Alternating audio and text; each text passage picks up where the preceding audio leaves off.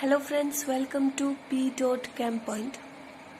As we have started MO theory और previous video में हम बेसिक्स कर चुके हैं MO थ्योरी का एंड उसी बेसिक्स का यूज करके हम डायग्राम्स ड्रॉ करेंगे।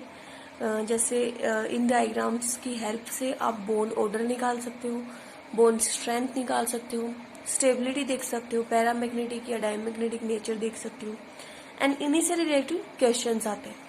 So let's start with MO diagram for N2। ठीक है, नाइट्रोजन का हमें बनाना है। So starting में we will discuss, एक तरफ हम नाइट्रोजन एटम यहाँ दिखाएंगे और दूसरा नाइट्रोजन एटम यहाँ दिखाएंगे। ओके, और फिर बीच में उनका जो मिक्सचर होता है, जो मॉलिक्यूलर ऑर्बिटल्स बनते हैं वो। ओके, अब देखो सबसे पहले आता है 1s ऑर्बिटल। ठीक है, सबसे कम एनर्जी का ऑर्बिटल होता है। So I am writing 1s here and for second nitrogen atom 1s is here। अब हम जानते हैं, हमने पीछे देखा था कि जब हम 1s ऑर्बिटल्स की ओवरलैप कराते हैं दो टाइप के ऑर्बिटल बनेंगे, बॉन्डिंग एंड एंटी बॉन्डिंग। कौन नीचे आएगा कौन ऊपर आएगा ये भी डिस्कस हो चुका था। सो हमने देखा था जो बॉन्डिंग ऑर्बिटल्स हैं वो नीचे आएंगे बिकॉज उनमें रिपल्शन नहीं होता एंड एंटी बॉन्डिंग में क्या होता है, रिपल्शन होता है। So this is sigma 1s bonding, this is sigma 1s anti bonding. Okay, अब इसके बाद हमारे पास आता है 2s और ऑर्बिटल। ठीक है, सो 2s ऑर्बिटल, एक नाइट्रोजन का यहाँ, एक नाइट्रोजन का यहाँ।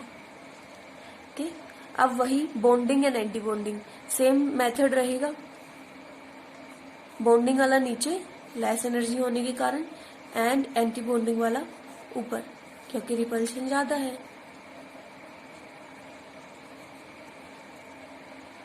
ओके, अब बात आती है हमारे पास 2p ऑर्बिटल की। ओके, 2p ऑर्बिटल में हमारे पास तीन शेल्स हैं, 2px, 2py एंड 2pz। ठीक है, सिमिलरली दूसरे आइटम का यहाँ 2px, 2py एंड 2pz। हमने देखा था कि जब ये p वाले कंबाइन करते हैं तो ये दो सेट्स ऑफ ऑर्बिटल देखते हैं। एक तो हमें सिग्मा 2pz वाला ऑर्बिटल मिलेगा और एक degenerate pi orbital pi 2px and pi 2py का, है ना। अब कौन ऊपर आएगा कौन नीचे आएगा, इनके भी एंटी बॉन्डिंग्स होंगे। तो सबसे पहले एक चीज तो हमें क्लियर होनी चाहिए कि एंटी बॉन्डिंग ऑर्बिटल्स ऊपर आएंगे। ठीक है, ज्यादा रिपल्शन होने के कारण उनकी एनर्जी तो ज्यादा होगी, यानी नीचे आएंगे बॉन्डिंग वाले। अब बॉन्डिंग वाले कौन से आएंगे वो पहले देखना है। ठीक है, ये नीचे आएगा या फिर ये नीचे आएगा। ओके, सो हम बात करते हैं, अगर जनरल हम बात करें होमो न्यूक्लियर डायटोमिक मॉलिक्यूल्स की, जिनकी हम फीलिंग करते हैं, इस केस के अंदर जो हमारा 2s एंड ये 2p ऑर्बिटल हो जाए ना, ये 2s एंड 2p ऑर्बिटल जो है इनकी मिक्सिंग हो जाती है, मतलब एनर्जी का डिफरेंस ज्यादा नहीं होता। एंड इस एनर्जी की डिफरेंस ज्यादा ना होने के कारण अगर हम क्या करते हैं, इस सिग्मा 2pz को नीचे ले आते हैं, मतलब नीचे लोअर एनर्जी इसकी शो करें, तो इस सिग्मा 2pz एंड इसके बीच में बहुत ज्यादा रिपल्शन होगा और मॉलिक्यूल स्टेबली नहीं रह पाएगा। इसलिए in case of homonuclear diatomic molecule generally ले रहे हैं, तीन केस अलग होते हैं, for fluorine, oxygen and neon. इन तीनों को छोड़कर जितने भी होमोन्यूक्लियर डायटोमिक मॉलिक्यूल होंगे सभी के अंदर पाई वाला नीचे आएगा एंड पाई वाला नीचे कुछ ऐसे दिखाएंगे हम।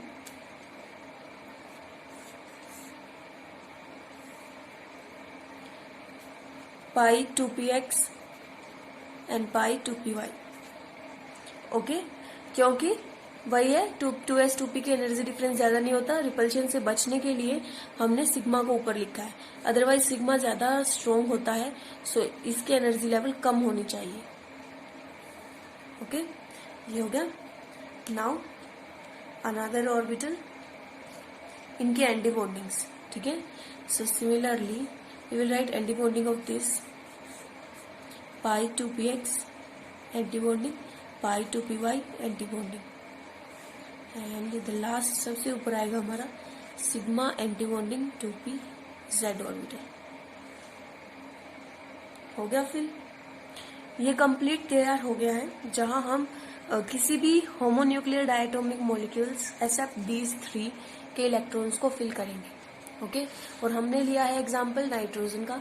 सो जस्ट नाइट्रोजन में हमारे पास कितने होते हैं, एक नाइट्रोजन के अंदर कितने इलेक्ट्रॉन है, 7। सो पहले यहां से 7 फिल कर लो एंड फिर हम लास्ट में सभी को फिल करना स्टार्ट करेंगे।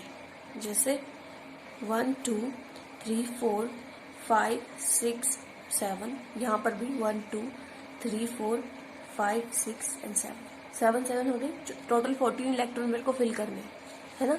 स्टार्ट करें। 1 2 3 4 5 6 7 8 9 10 11 12 13 एंड 14, यहाँ तक फिल हो गए। नेक्स्ट स्टेप क्या रहता है हमारा, बॉन्ड ऑर्डर निकालना।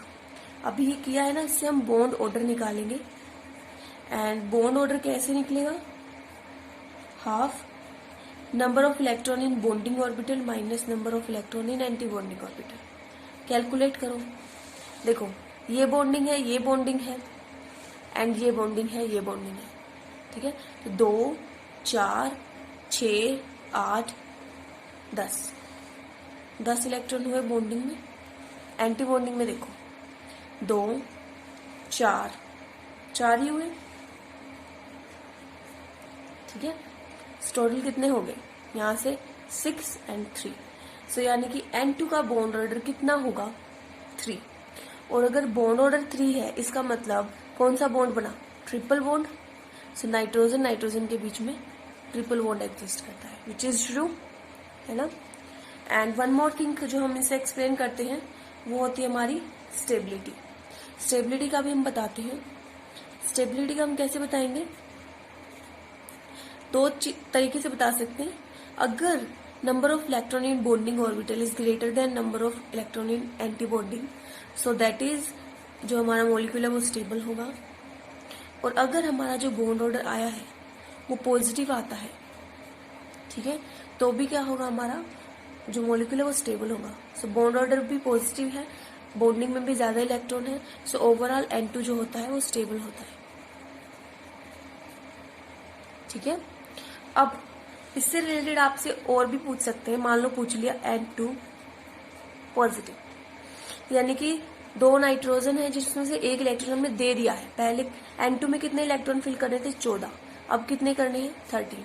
सो यहां से एक इलेक्ट्रॉन को रिमूव कर दो, ठीक है। अब बॉन्ड ऑर्डर देखो, हाफ। देखो इलेक्ट्रॉन कहां से गया, बॉन्डिंग से, है ना। तो 10 थे, कितने हो गए, 9।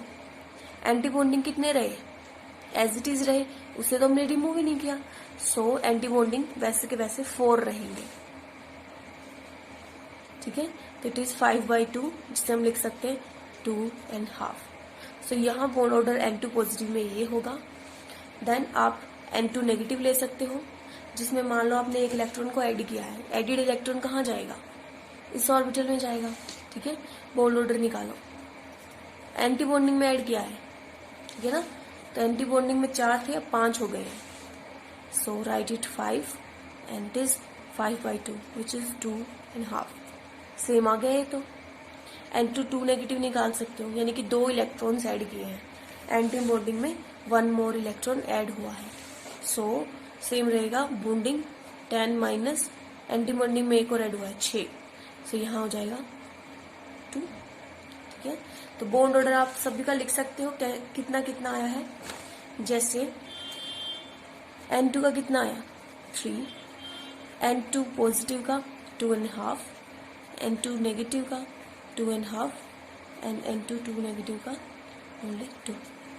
सो बॉन्ड ऑर्डर किसका ज्यादा, ये। तो स्टेबल सबसे ज्यादा कौन, ये। बॉन्ड डिसोसिएशन एनर्जी किसकी ज्यादा, सबसे ज्यादा इसकी, क्योंकि जितना ज्यादा बॉन्ड स्ट्रांग होगा उतनी एनर्जी आपको प्रोवाइड करनी पड़ेगी बॉन्ड को तोड़ने के लिए। सो यहाँ बॉन्ड डिसोसिएशन का ट्रेंड देख लो, बॉन्ड ऑर्डर का देख लो, यही रहेगा, okay. And one more thing which is skipped about magnetic nature. Diamagnetic है या पैरामैग्नेटिक है। अगर कोई भी इलेक्ट्रॉन अनफिल्ड नहीं है, all the electrons are paired, तो होता है डायामैग्नेटिक। एंड पैरामैग्नेटिक कब होता है? जब even one electron is unpaired, एक भी इलेक्ट्रॉन अनपेयर्ड होगा, आप उसे पैरामैग्नेटिक बोल दोगे। मीन्स ऑल आर पेयर्ड, जैसे अगर यहां तक लू सारे पेयर्ड दिख रहे हैं, दैट मीन्स डायामैग्नेटिक है। और अगर ये भी इंक्लूड हो तो दो कैसे हो गए? अनपेयर्ड। सो ये अब पैरामैग्नेटिक हो गया। This is all about nitrogen N2। Okay.